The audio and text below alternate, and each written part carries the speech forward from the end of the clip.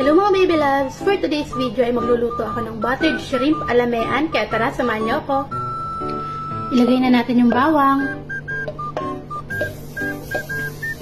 Ako pag nagluluto nito, maraming bawang talaga. Mas masarap kasi siya. Tapos naglalagay din ako ng konting sibuyas.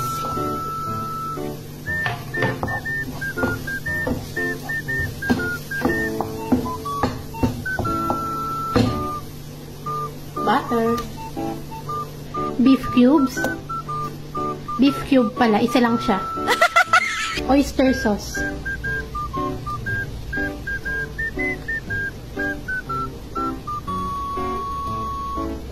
haluin natin,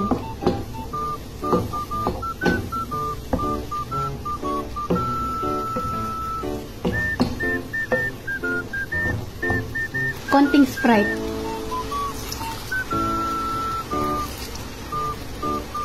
Lagyan natin ng asukal.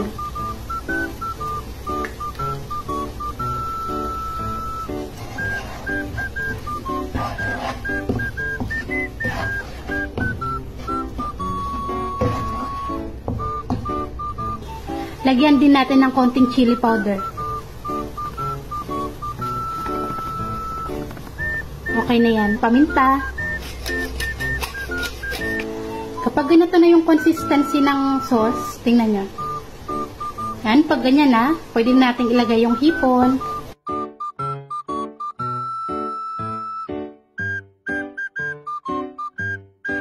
Pangit na kasi yung balat niya pag dumikit, mahirap bakbakin.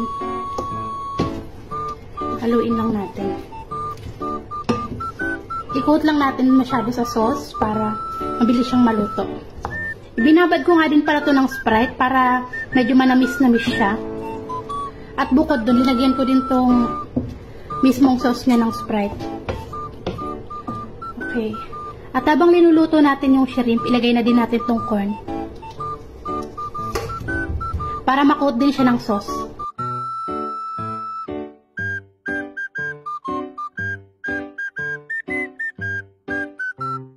Ganito na ang itsura niya, lagyan na natin ng lemon. Lemon, saka parsley.